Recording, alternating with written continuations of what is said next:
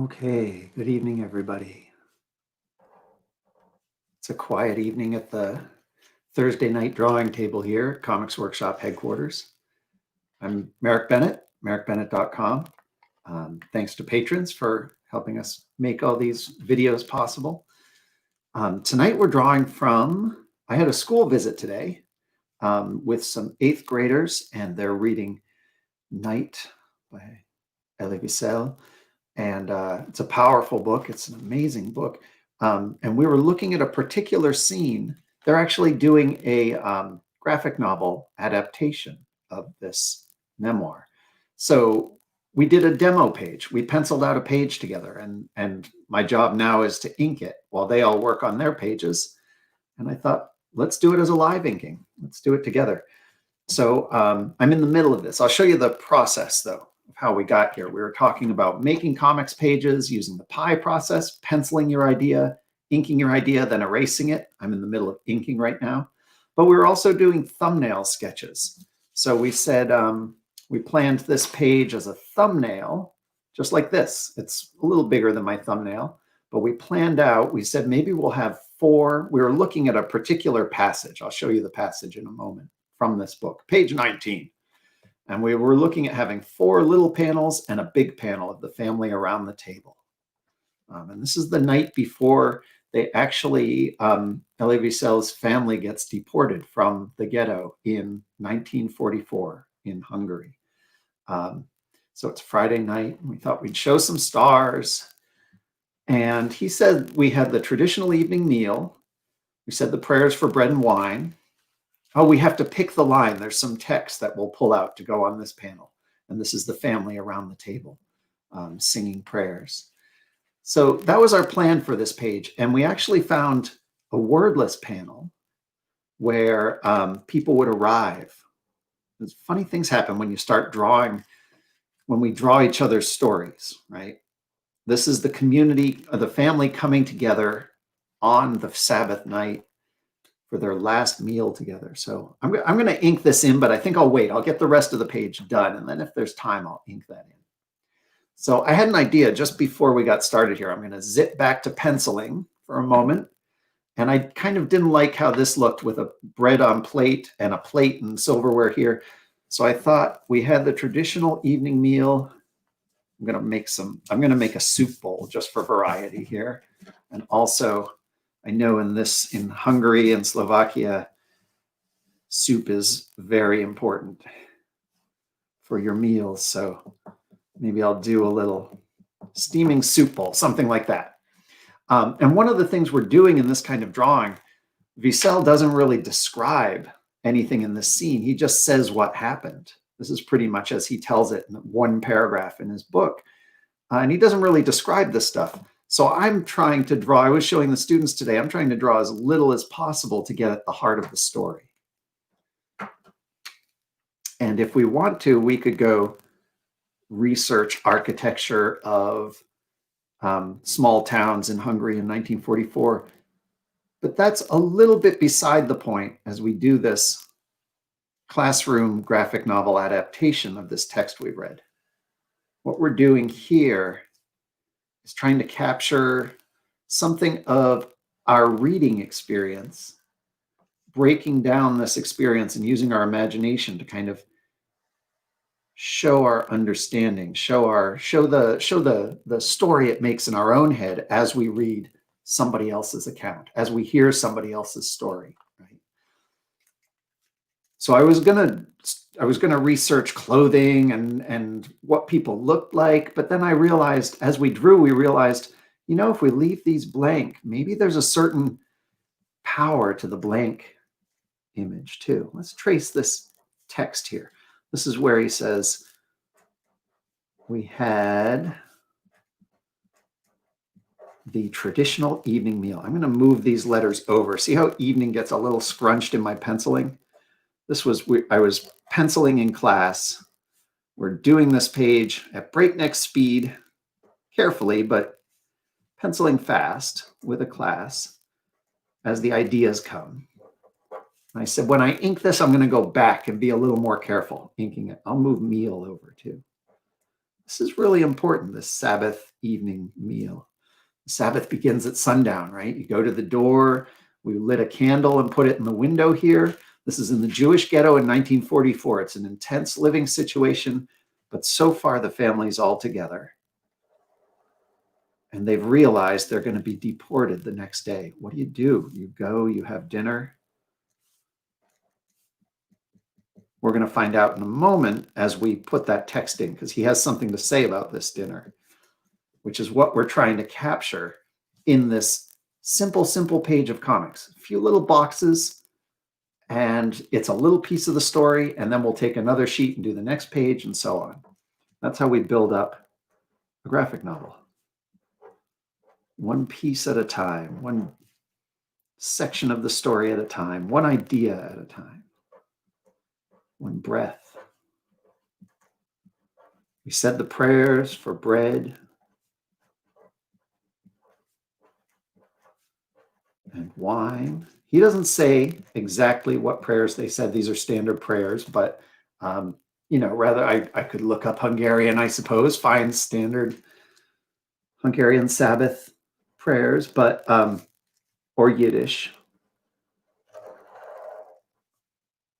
But instead, I'm cartooning this, so I want it to look, as long as this doesn't look too much like a funny hat or something, it's going to work. As long as you know it's bread. I'll test this out on some readers. As long as you know that's wine in a cup, that's all we're doing. As long as you know this is a hand of a parent reaching to say the prayer, then for just an instant, you're there at the table with Elie Wiesel's family. You're there in the story with them. Let's color that in so it's dark. All right. And then we said in our plan, in our thumbnail plan, I flashed at the beginning, we said we'd have a big panel at the bottom that shows the family around the table. The thumbnail, you don't really draw it. It's like the size of your thumb, right? So you just kind of plan out the basic shape of the page.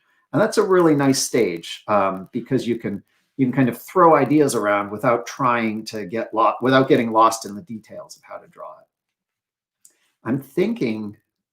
I think I don't want to put too many details down here. I want this to be kind of open-ended. Let's put the words in first. We left some room for text here, and there's a line I want to pull out of here. So we're pulling from the text of our book, Night. The line is, we felt gathered for the last time round the family table. Maybe we'll quote that exactly.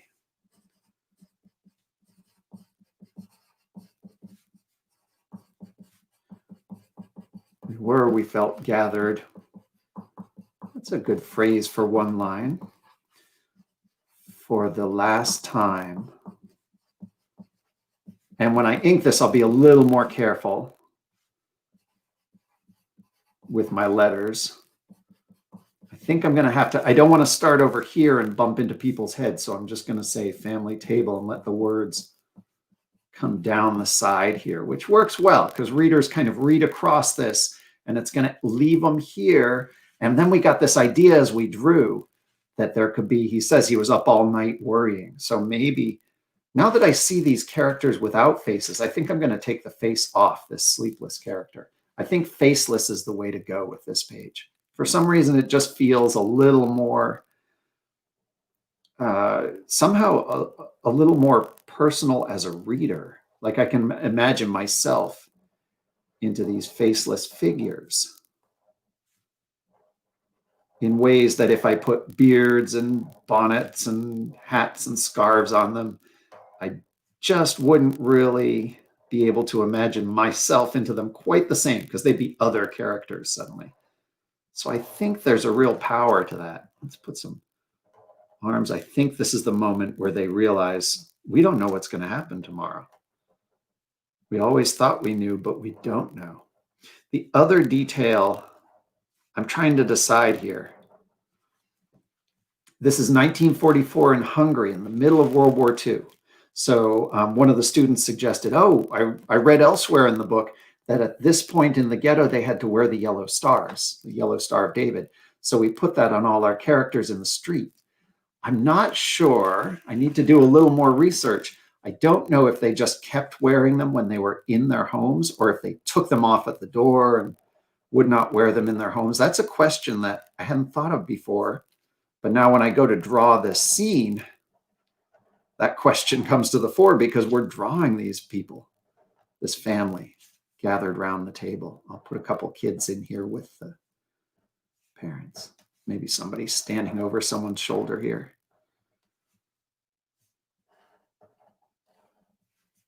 Connect these hands. And they kind of take on a life of their own, don't they? When you draw these faceless stick figures who then start interacting, right? Maybe I'll put a couple of plates and bowls out here.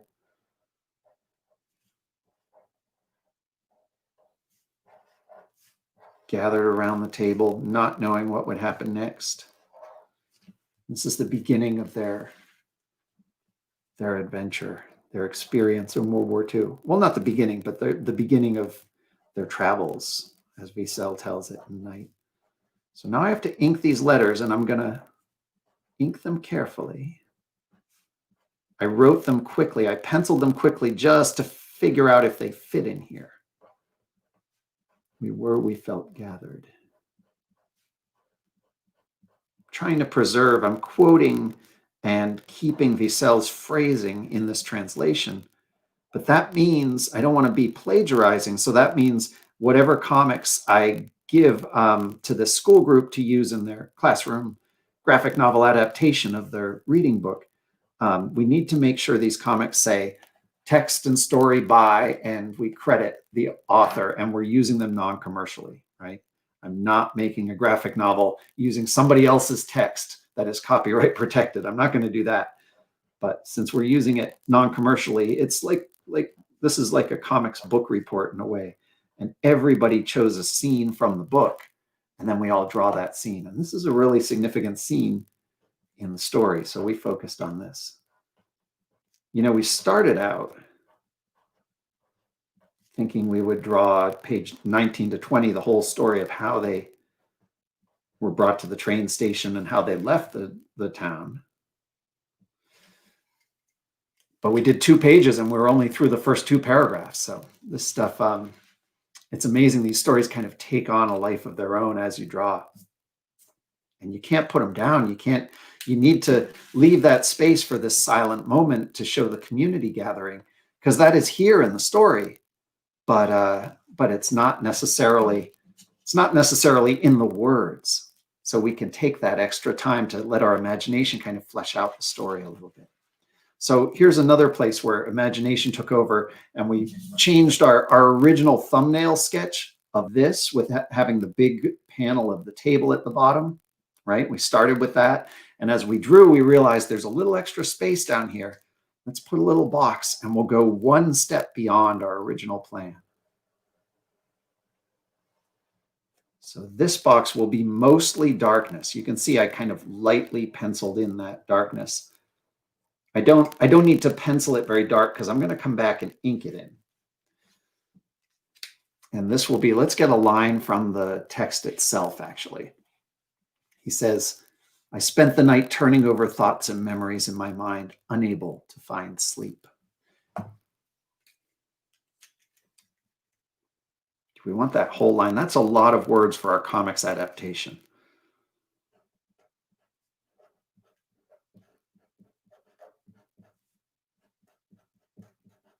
Let's say, I spent that night unable to find sleep.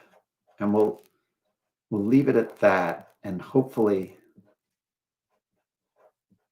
the picture will show, you know, now I'm thinking I do need a face on this character. I need those eyes to be open. It's not like you're laying there waiting for sleep. It's that you're laying there turning thoughts and memories over in your mind. So let's leave that face in there. It's the only face in the whole page, but it's essential. I feel now as I read it back to show the worry of this character. He's a little kid. He's a kid who's watching this happen to his community. I'm going to put boxes around these words and black in around them. And I'm kind of interested in blacking in this space. I kind of want it not to be pure black. I want it to be like a busy, worried black, like maybe lots of lines radiating from this character, as if thoughts are turning around in this character's head and they're all pointing back. All the darkness just kind of points back to the character. So let's come in here and we'll kind of playfully, worriedly, anxiously represent that in the darkness of the night here. I mean, it's really significant as we drew this. You draw these settings in this story and you realize there's a reason the book's called Night. That's so tied in with the pacing of the book, with the experience of time. There's so many reasons why it's called Night, but I really realized it visually. Every time I started drawing a setting, it's like either night or dawn or daybreak or twilight, over and over again. It's how the author kind of places you in the story. I think this character looks like there's lots of thoughts in the darkness. Maybe further out from the character, I'll darken in these corners. Is that dark enough? We'll see. I can always make it darker, I suppose. So I'll see how it scans. Step back and look for light areas. That's looking cool. That's looking anxious. If I really want to be squiggly and full of worries, maybe I should do something totally crazy, like come in with a little white correcting fluid and sort of show squiggles of thoughts worming through the darkness, like question marks and squiggles and things.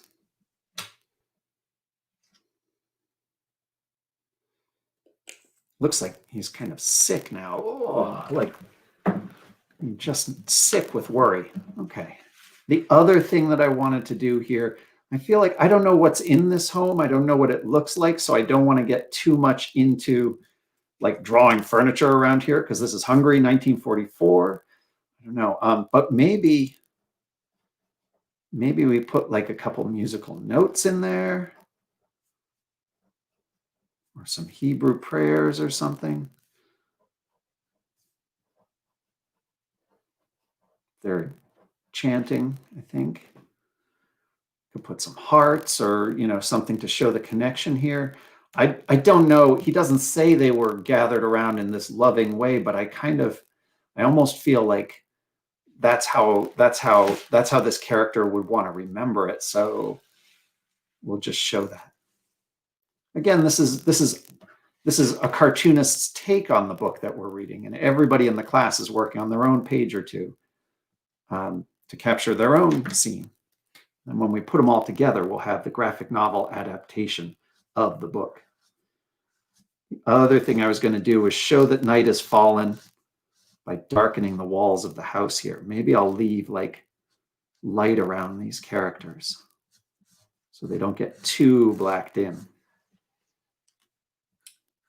And around the doorway, it's brighter. There's light coming out of the doorway, but that makes the darkness all the sharper all around. Candle set in the window lights it up, leads you in. You know there's a family inside waiting for you. Hopefully, as a reader reading the graphic novel adaptation, it gives you a little memory. So in the pages ahead, you have this memory of what life is sort of like. I'm thinking I kind of want to black in the sky here too, but because that's such a tricky shape, I'm going to take the lazy option. I'm going to wait until I scan this, and then I'm going to click in with the black paint bucket and black that in, rather than spend the next 20 minutes carefully blacking it in with a marker. And if I like that, I'll come back and black it in with a marker. Uh-oh. Oh, no. The local music teacher, Ms. Carroll, says, color in your eighth notes. Well, there's a very specific reason, actually, technical reason why I didn't color in my eighth notes. If I color in these eighth notes, they're going to look heavier on the page. They're going to look really dark, and I don't really want like if you look at this wine here where I colored that in, that becomes like black holes are in the news because of the Nobel Prize this week, right? So that becomes like a black hole. There's a gravity to that ink on the paper. If I color these in, it's going to create like a line coming through here. And I almost don't want to call attention to them. I'm kind of sheepishly putting them in there because I'm not sure if they represent the way the music would run, you know? So let's think of them as joined half notes if we could. I don't know if I'm actually, I might be writing it more like a fiddle tune or something, right? And it might not be appropriate. So I can always take those out. But I'm thinking I won't color them in because that'll make them heavier and darker. And I kind of want the opposite. I want them to be part of sort of a gray blur. You know, when you look back at a distant memory from a world that you've left behind, that memory isn't always black and white, crisp and clear. You know, I kind of want a little sense of blur, and I'm not going to blur this because I want you to see what it is. But the way I draw it, leaving the faces out, leaving the clothing out, leaving so much out, I hope will kind of blur that memory so we can focus on the words that Wiesel shares. We can focus on whether or not we've captured this one little moment in this epic story that Wiesel's telling. It's interesting. We were talking in the class about the power of stick figures or faceless figures or silhouettes to kind of draw the reader in and show character or let you imagine character. Fill this in with your own family, right? And we looked at the cover of the book, and if you were going to draw this book in one image, you would be designing a cover, right? And they designed, I mean, this is almost an abstract shape, but I see it as a person. I can't help but see it as a person. But there's no face, there's no clothing details, there's nothing, because that's not what the picture's about, right? So I can imagine myself into that, and then the setting, and then kind of imagine myself into the story. Same thing going on here. I could go and research Hungarian architecture in the Jewish ghetto in 1944 and get the angles of the roof just right. No, they didn't have chimneys on the side and so on. But that's not at the heart of what we're trying to capture here. What we're trying to capture is a family gathering for what might be the last time, and the kid who's narrating the story laying sleepless all night long, right? So there we have it. That is one page in an upcoming classroom graphic novel adaptation of Elie Wiesel's Night. Of course, as always, I've penciled it. We penciled it in class today. We've inked it together here. I'm going to go through and erase it. Then I'll scan it in. I might do a couple little touch-ups as I scan it in. And I have another page of gathering at the synagogue, the next town over, and I'm working on that still. So that's coming together. And I'll send those in to the teacher at the school I visited today, and they'll make a graphic novel adaptation using all the students' artwork and my 2 pages too. I hope I get into the anthology.